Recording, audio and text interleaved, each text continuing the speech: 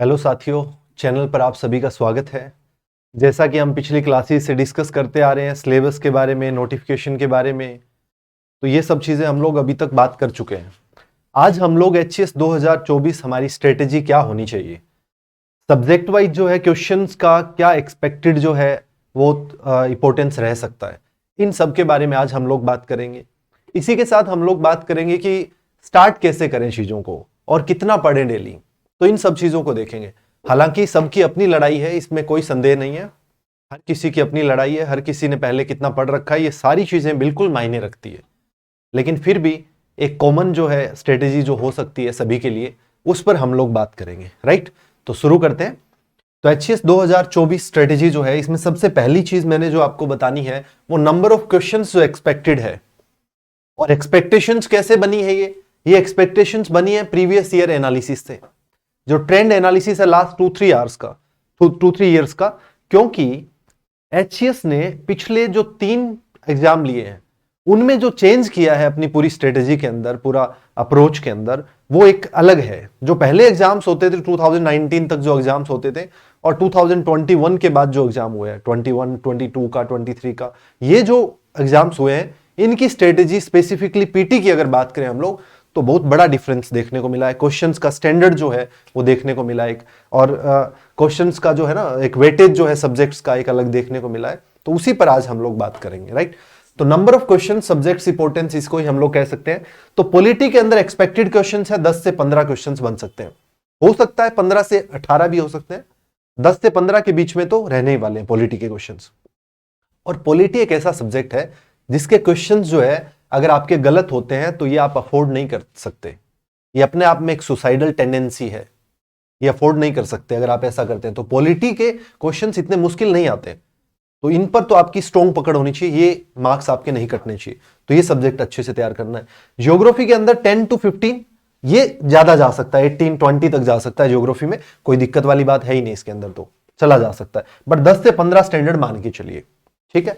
इसके बाद हिस्ट्री के अंदर 15 से 20 क्वेश्चंस रहने वाले हैं आपके, आर्ट एंड कल्चर को इंक्लूड करके 20 के आसपास क्वेश्चंस हिस्ट्री के बन जाएंगे अकेले के, ठीक है ना। तो 15 से 20 के आसपास हिस्ट्री के क्वेश्चंस रहेंगे। साइंस के अंदर 15 से 20 क्वेश्चन साइंस के रहने वाले हैं आपके, ठीक है। साइंस के अंदर आपकी केमिस्ट्री का, बायो का पोर्शन थोड़ा ज्यादा रह रहा है। फिजिक्स के अंदर 1-2 क्वेश्चन फिजिक्स के भी बन रहे हैं। तो अल्टीमेटली 15 से 20 क्वेश्चन जो है वो आपके साइंस के बन जाएंगे। तो ये 4 सब्जेक्ट्स है जो आपका ऑलमोस्ट जो है 70 मार्क्स तक का पेपर डिसाइड कर रहे हैं। ये 4 सब्जेक्ट जो है 70% जो आपके, लगभग 70%, या फिर हम लोग कह सकते हैं कि 60 से 70 क्वेश्चन जो है वो ये 4 सब्जेक्ट्स आपको दिला रहे हैं। लेकिन ऐसा है ना, आप कितना भी ढंग से तैयार कर लो, लेकिन हमेशा गलत होने के चांसेस तो रहेंगे ना कुछ क्वेश्चंस तो इसलिए ऐसा नहीं कि मैं 4 ही सब्जेक्ट पढ़ के जाऊंगा और मेरा तो काम हो जाएगा, ऐसा नहीं हो सकता है। तो इसलिए हमें थोड़ा सा बाकी सब्जेक्ट्स को, बाकी चीजों को भी देखना पड़ेगा, ठीक है। अब बाकी में क्या है, बाकी में करंट अफेयर्स के क्वेश्चन जो है, इंडिया का करंट अफेयर स्पेसिफिकली ज्यादा होगा, हरियाणा का करंट अफेयर से 1-2 question, 3 question maximum Haryana current affair से। तो 10 से 12 क्वेश्चन जो है वो करंट अफेयर्स के रहने वाले हैं, ठीक है। तो 10 से 12 क्वेश्चन करंट अफेयर से।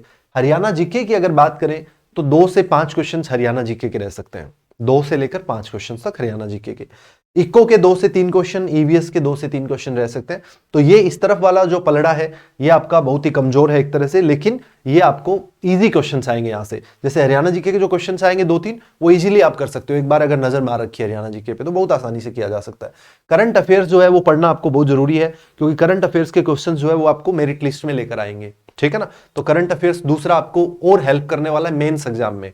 जो अब आप पीटी में पढ़ोगे, पीटी तो 11 फरवरी को हो जाएगा, उसके बाद 31, 30 और 31 मार्च को आपका मेंस भी है। तो उसके अंदर ये करंट अफेयर्स जो है ये बहुत ज्यादा हेल्प करने वाला है, ठीक है ना। इसके साथ एक चीज आप और कर सकते हैं, इंटरनेशनल इंस्टीट्यूशंस के बारे में। यहां पर आप पीटी के लिए जब आप लोग पढ़ोगे इन सब्जेक्ट्स में, तो इंटरनेशनल इंस्टीट्यूशंस को आप और साथ में पढ़ लिख सकते हो, ठीक है ना। इंटरनेशनल इंस्टीट्यूशंस या फिर इंटरनेशनल जो है रिलेशंस के अंदर हम लोग कह सकते हैं, आईआर जो है इंटरनेशनल रिलेशंस वाला जो पार्ट है, उसी के अंदर आपके इंटरनेशनल इंस्टीट्यूशंस पढ़ लेना आप, ठीक है। इंटरनेशनल रिलेशन, क्योंकि 2 से 3 क्वेश्चन वहां से बन सकते हैं, कोई समिट है और है, उनसे लेकर वो चीजें हो सकती है, ठीक है। तो इस प्रकार से जो है ये आपके क्वेश्चन जो है बनने वाले हैं, राइट। तो ये तो सब्जेक्ट्स का इंपॉर्टेंस जो मैंने बताना था आपको, 4 सब्जेक्ट मेन जिस पर बहुत ज्यादा फोकस करना है, ठीक है। अब आगे चलते हैं हम लोग कि स्टडी हार्स कितने होने चाहिए, कितने घंटे आपको एटलीस्ट पढ़ना चाहिए। अगेन फिर से हर किसी का अपना कैपेबिलिटी है, हर किसी का अपना प्रोडक्टिविटी है। एक व्यक्ति 1 घंटे में पढ़ के और वो इतना काम कर लेता है जो कोई दूसरा व्यक्ति जो है वो 1.5 घंटे में पढ़ के कर सकता है। या फिर ऐसा भी हो सकता है कि कोई एक व्यक्ति 1 घंटे में जितना कर रहा है उतना दूसरा व्यक्ति आधे घंटे में कर सकता है। तो हर किसी का अपना कैपेबिलिटी है, उस पर कभी डाउट नहीं करना है। आपको अपनी स्ट्रेटेजी अपने अकॉर्डिंग बनानी है।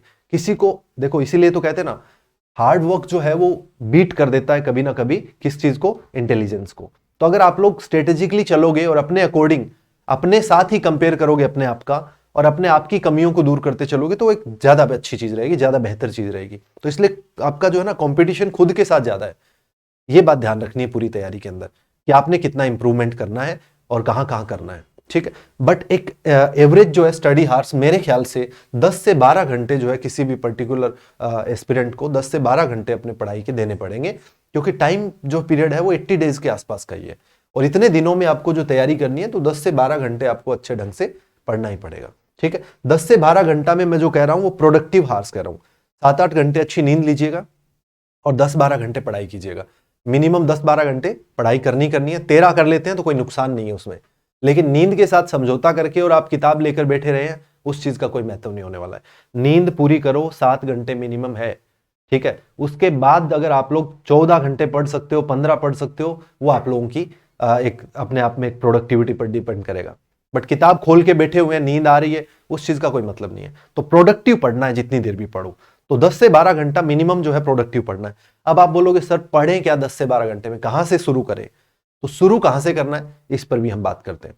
तो 10 से 12 घंटे में कोई वर्किंग भी हो सकता है, जैसे कि कोई जो है ऑलरेडी जॉब में है और है वो भी एचसीएस की तैयारी कर रहे हैं, तो उनका एक माइंडसेट अलग तरीके से उनको तैयार करना पड़ेगा। वो अगर 5-6 घंटे 7 घंटे जितना भी दे सकते हैं उसके अकॉर्डिंग चीजों को वो मैनेज करेंगे। लेकिन एक ऐसा कैंडिडेट जो पूरी तरह से बेरोजगार है और उसको जॉब चाहिए, सिविल सर्विसेज में जाना है, उसको 10 से 12 घंटे कम से कम है। 13, 14, 15 कितना भी पढ़ लो, क्योंकि 80 डेज की बात है। ये एक तरह से 80 डेज का चैलेंज एक्सेप्ट कर लो, ठीक है ना, राइट। इसके बाद देखो क्या पढ़े। अब प्री के अकॉर्डिंग पहले बात कर रहे हैं, क्योंकि मेंस का मैं नहीं चाहता कि अभी आप लोग प्री और मेंस दोनों का एक साथ तैयारी कर दो, और पॉसिबल भी नहीं है। लेकिन जब आप प्री का तैयारी कर रहे होंगे, उसी के साथ आपकी मेंस की तैयारी कैसे हो जाएगी इस पर मैं बात करूंगा आपके साथ, ठीक है। देखिएगा प्री के अंदर क्या है, जीएस का 100 मार्क्स का और सीसेट का 100 मार्क्स का। तो आप लोग जो है 5 घंटे मिनिमम जीएस पढ़ेंगे।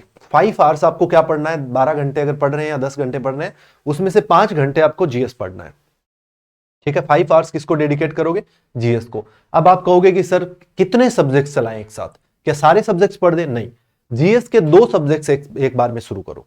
कौन से 2 करें? कोई भी 2 कॉम्बिनेशन शुरू कर लो, पॉलिटी ज्योग्राफी कर लो या हिस्ट्री पॉलिटी कर लो, या किसी को साइंस पॉलिटी करना है, कोई भी 2 सब्जेक्ट्स का कॉम्बिनेशन बनाओ और उनको जो है इक्वली टाइम डिवाइड करके और पढ़ते रहो, ठीक है। 1.5 आवर्स डेली का पीवाईक्यूज के लिए रखो।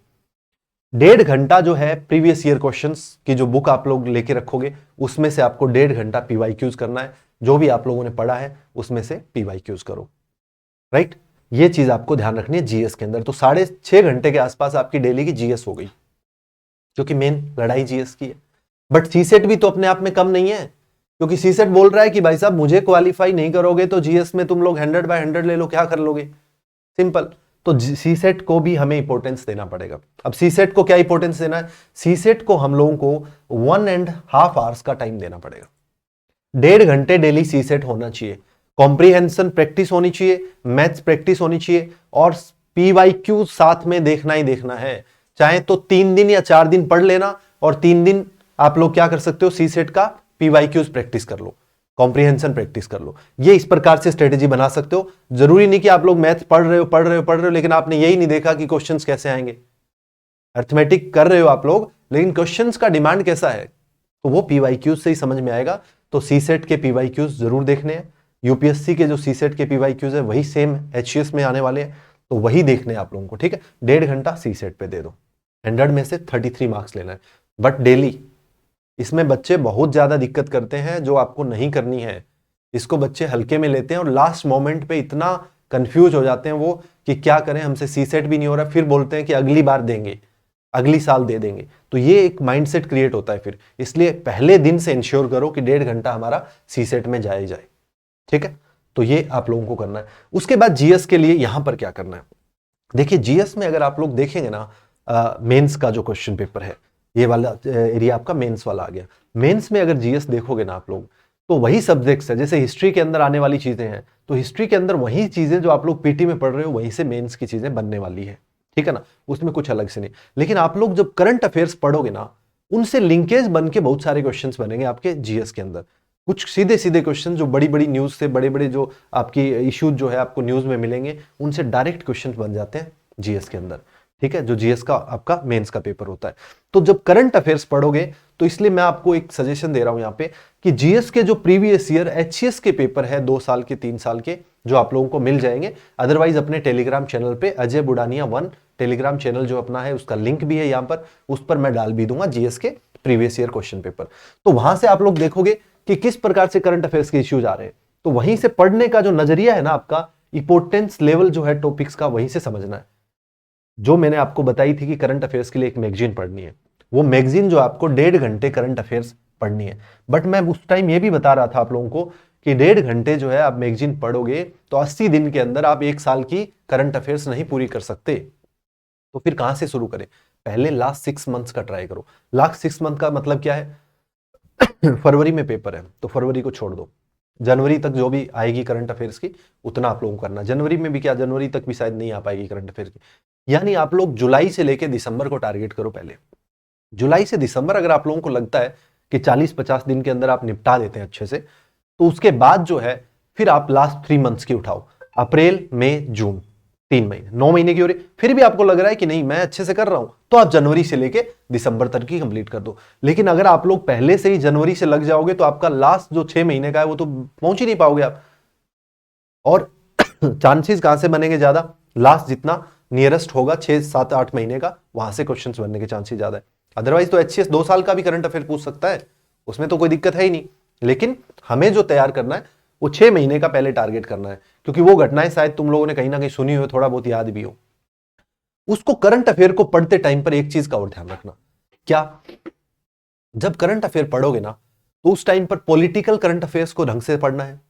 इसके अलावा साइंस एंड टेक में, जैसे गगनयान है, चंद्रयान है, ये इसरो ने क्या कर लिया है, डीआरडीओ क्या कर रहा है, स्पेस में क्या हो रहा है, इन ऐसी न्यूज़ को बहुत ढंग से पढ़ना है, ठीक है ना, उन पर फोकस करोगे आप लोग, ठीक है, सॉरी। तो ऐसी न्यूज को जो है ध्यान से देखना है। इसके अलावा पॉलिटिकल न्यूज हो गई, देन आपकी साइंस एंड टेक हो गया। इसके अलावा कल्चर के अंदर पर्सनैलिटी न्यूज है, इस प्रकार की चीजें जो है उनको ज्यादा फोकस करना है। और तीसरा इंपॉर्टेंट है आईआर। आईआर की जो न्यूज है वो आपकी मेंस और प्री दोनों तरफ से आपको एक तरह से इंपॉर्टेंस जो है वो रहने वाला है उनका, तो वो ढंग से करनी है। तो करंट अफेयर में अगर आप लोग पढ़ेंगे तो आप जीएस का मेंस जो है आपका 7 की 7 तैयार हो रहा होगा, लेकिन क्वेश्चंस पे नजर मार लेनी है एक बार। ऑप्शनल सब्जेक्ट कौन सा चूज करना है इस पर हम लोग डिस्कस करेंगे, एक सेपरेट वीडियो बनाएंगे। लेकिन अभी ऑप्शनल के लिए केवल और केवल जो भी तुम्हारा इंटरेस्ट बन रहा है जिस भी ऑप्शनल में, उसमें हफ्ते में 2-3 घंटे 4 घंटे जितना भी दे सकते हो, या 1 घंटा डेली दे सकते हो, तो उसके पेपर्स का सिलेबस देख के, उसके प्रीवियस ईयर पेपर देख के थोड़ा बहुत उस पर नजर, मतलब एक फेमिलियरिटी से बना के रखनी है। ऐसा नहीं, क्योंकि उससे क्या होगा, तुम्हारा माइंड सेट होगा कि तुम्हें प्री मेंस और सबको क्लियर करना है, ठीक है ना। ऐसा नहीं है कि तुम्हारा टारगेट सिर्फ प्री है। कुछ बच्चे क्या करेंगे कि नहीं सर प्री तो हो जाए पहले फिर मेंस कर लेंगे। भाई प्री हो जाए मेंस कर लेगा, लेकिन ऐसे चीजें होती तो नहीं है ना।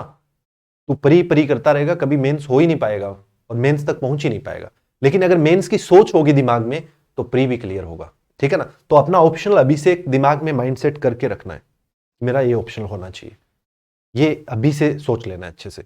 और ऑप्शनल पे थोड़ा थोड़ा जब भी टाइम लगता है कि ऑप्शनल के किस प्रकार के क्वेश्चंस आते हैं, किस प्रकार से जो है प्रीवियस ईयर क्वेश्चन पेपर और क्या सिलेबस है, उस पर नजर मारते रहना है, ठीक है ना, ये ध्यान रखो।